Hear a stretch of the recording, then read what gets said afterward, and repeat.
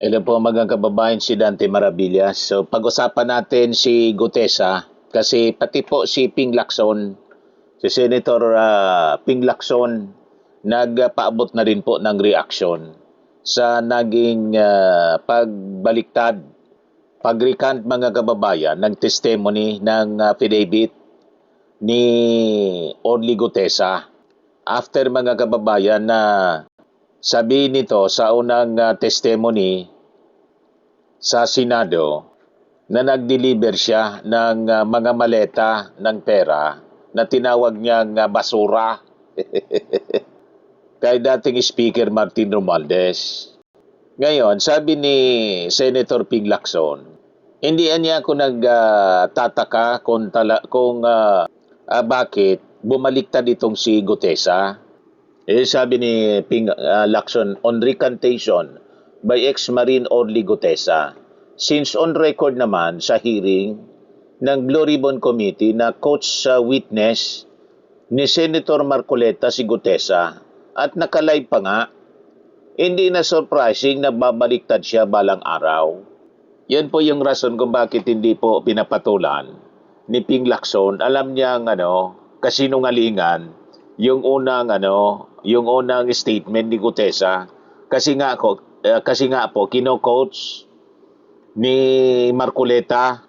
Ayon.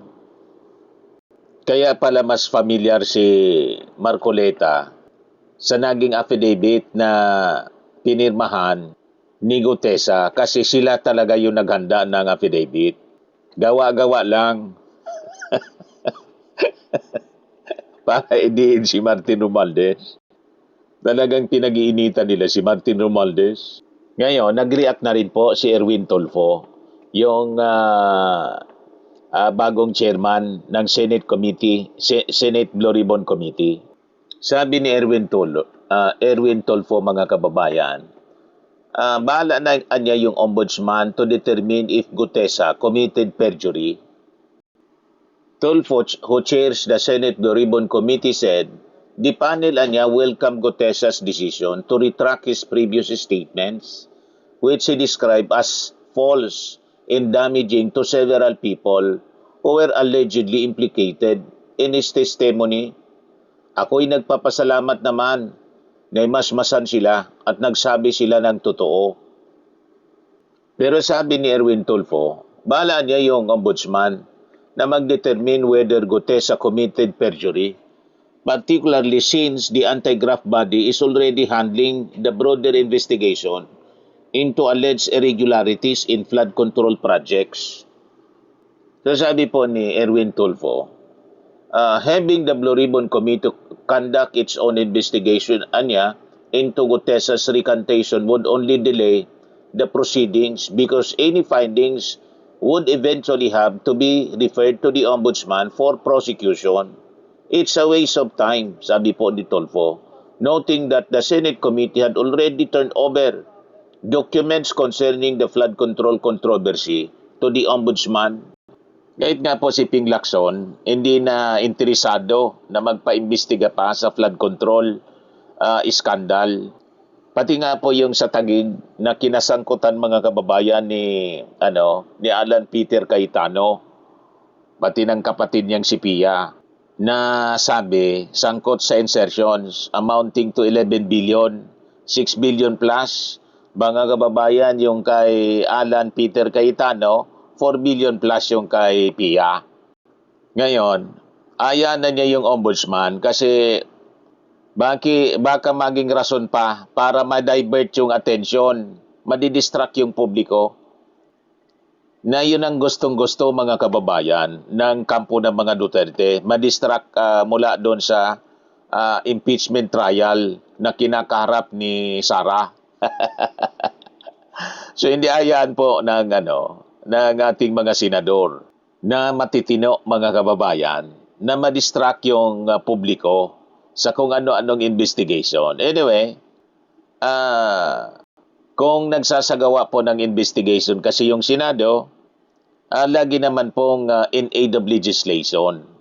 And yung recommendation ng pagpa-file ng kaso, lagi naman pong ginagawa yon nire-refer po sa ombudsman. Kaya ang sabi ni Ping Lacson, mabuti na niya na direkta na yung ombudsman yung mag-file ng kaso at mag-imbestiga at mag-file ng kaso para lalong maging mabilis. Immediately pag nakita nila na malakas yung kaso, naglalabas agad ng motion for warrant o recommend mga kababayan sa korte na magpalabas ng warrant, mga kababayan. So mas mabilis. So yun ngayon ang mga aksyon na ginagawa, mga kababayan, ng Senado. Ngayon, yung kampo ni Martin Romualdez, si Attorney Adi Fajardo, nagpalabas na rin ng statement. Kasi siyempre, pagdududahan na naman, mga kababayan, na ang dahilan ng pagbaliktad, pag-recant ni Gutesa, si Martin na naman, tulad ng pag-recant ng nauna na mga Malita Boys, yung 4. Kaya sabi po ni Attorney Adi Fajardo, marin po nating tinatanggi ang kung anumang insinuation na may kinalaman tayo rito sa pagbaliktad nitong mga testigo. Kasunod ito ng pag-recant ni Orly Gutesa sa kanyang testimonya na nag-deliver umano siya ng malimaletang pera sa bahay ni Romualdez. On the part of former Speaker Romualdez, wala pong ganong pangyayari. Saan ni Attorney Adi Fajardo, spokesperson ni Martin Romualdez. Lagi kasing napagdududahan si Martin. Tinuturo agad-agad. Ngayon, dagdag pa po ni Attorney Fajardo, walaan niyang ebidensya versus Romualdez. Kumpiyansa si Attorney Adi Fajardo, spokesperson ni Martin, na hindi tatayo ang kaso laban sa kongresista dahil sa wala umanong ebidensya. Ang ating saligang batas, ang ating mga batas ay nagsasaad na in case of that equipoise, it is the burden of someone who is trying to prove it that he proves what he says actually happened. And in this case, talagang wala po sabi po ni Atty. Fajardo. Nauna nang sinabi ng Office of the Ombudsman na may 25 testigo na handa daw magbigay ng kaalaman tungkol sa mga sinisiyasat na transaksyon sa kaso ni Romualdez. Kasunod dito ng pagbawi ng testimonya ng security aid ni Saldico na si Orly Gutesa tungkol sa pag-deliver umano ng malimaletang pera sa bahay ng dating speaker. Ayaw pa rin tumigil ng ombudsman. Nagpalabas ng press statement po. Ito yung press statement ng ombudsman, mga kababayan.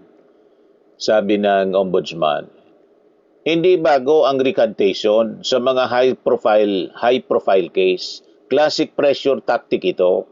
Hindi umiikot ang buong investigasyon sa iisa o kahit sa iilang witnesses. Sa kabila nito, pinapaalam ng Office of the Ombudsman na mayroon itong 28 testigo. Mas dumami. Baka mula na naman kay Libito Baligod. Ayaw pa rin sumurinder, mga kababayan ni Boying Rimulya. Nagdalit-silitsin na yung mga witnesses nila. Nagkasira-sira na yung reputasyon. ayaw pa rin sumurender. Minsan di natin maintindihan kung bakit gano'n na lang ang interest ni ni Boying Rimulya kay Martin Romualdez. Yan 28 daw na testigo na nakandang magbigay ng direkta at material na kaalaman sa mga transaksyon sinisiyasat sa kaso ni dating Speaker Martin Romualdez. Nasa ilalim na sila ng legal na proseso sa ngayon. Ito'y mga taong naka-uniforme at aktibo pa rin sa serbisyo. Sa lahat ng nabigyan o mabibigyan pa ng legal na proseso, hindi choice ang pakikipagtulungan. Obligasyon yan sa batas. Sino man ang mga has umadlang magbara o manggulo sa proceedings ng ombudsman ay haharap sa buong bigat ng batas. Hindi hihinto ang paghanap ng katotohanan kahit ayaw pang magsalita ni numan. Obsis masyado si yung ombudsman.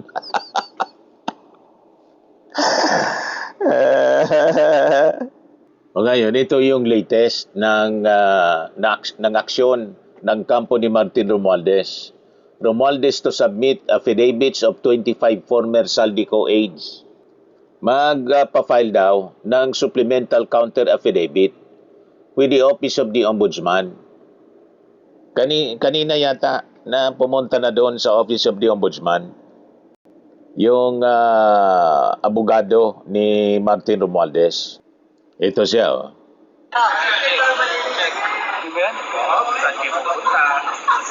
Yung abogado ni Martin Romualdez.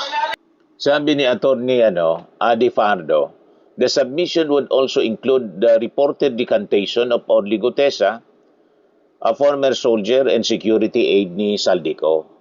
They come forward and directly contradicted the earlier accounts of the 18 Malita boys presented by Attorney Libito Baligod. Sabi ni Fajardo, according to Fajardo, the 25 former personnel denied delivering money to Romualdez or any other political or government official. So, yung 25 na naunang sinasabi ng ombudsman, kaya lang nadagdagan ng 3, 28 na daw. So, may bago. Baka ito yung sinasabi ni Atty. Baligod na may mga baguan niya. Ay, hindi ko maintindihan kung bakit pinapaniwalaan pa ng ombudsman itong si Atty. Baligod. May mali siya talaga po, mga kababayan. Kaduda-duda itong mga kaganapan. Yes, sabi po ni Fardo, yung latest anyang statement ni Gutesa, dinitalye how he was allegedly pressured to accept and sign accusations intended to make him the missing link connecting Romualdez to the case. The stories conflict. Some are retracting their statements. There are new witnesses who say they have no personal knowledge of the allegations, sabi po ni Fajardo. He alleged that people had induced and pressured the witnesses para i-implicate lang itong si Martin Romualdez. Given the multitude of conflicting stories, it is very clear that there is no evidence against Romualdez, sabi po ni Fajardo. Romualdez has consistently denied the allegations. Fajardo said, the former speaker remained confident that a fair investigation would establish that the accusations against him were baseless. We remain confident that in a fair investigating body, we can prove that the accusations against Representative Romualdez have no basis. Ayaw tantanan mga kababayan si Martin, pero sanay man yan si Martin Romualdez sa mga ganyan po. Kayang-kaya nila yan. Di ba? Basta't nasa katotohanan ka, tingnan ninyo yung pamilya Marcos. Kahit medyo matagal, more than 30 years, mga kababayan. Pero pati yung tatay ni Martin Romualdez, damay doon si Kokoy Romualdez. Pero ultimately, naubos yung mga kasong final sa kanila na naibasura. Di ba? Yung mga ill-gotten wealth cases filed against Marcos Romualdez. Yan po yung history, mga kababayan. Okay po? So, bantayan lang po natin, subaybayan natin ang mga kaganapang ito kasi lalabas at lalabas po ang totoo. Ito na nga, nagbabaliktaran na po. At sabi ni Pig Lacson, hindi na niya ako na-surprise kasi talagang coach witness itong si Gutesa. Alatado naman po. Di ba? Mas familiar si Marcoleta kasi sila pala yung gumawa with Mike Defensor. O, di ba? Pina-recite lang. Nag-adlib, hindi masundan, mga kababayan, yung ano. Basahin mo lang anya. Paragraph 20, sabi ni Marcoleta. Halatado masyado. At may nagsisinyas pa doon sa likod. Nagaganon. Holy Camp during the Senate Blue Ribbon Committee hearing na yung namumuno pa noon si Marcoleta, kaya bida-bida siya. Galit na galit siya nang matanggal sa kanya yung pagiging chairman ng Blue Ribbon Committee. Halos magwala si Marcoleta, galit na galit. Ginagamit kasi sa paninira yung Blue Ribbon Committee sa politika. Di ba po? Malinaw. Ngayon, nang mawala sila sa Senate Blue Ribbon Committee, ayaw pang i-give up. Pinanindigan nila, nagsagawa ng bogus investigation. Alang talagang mga taong ito. Sinalaula yung Senado. Ayan man lang po, mga kababayan, yung ating short video ngayon. Ako po si Dante Maravillas. Bye-bye. God bless.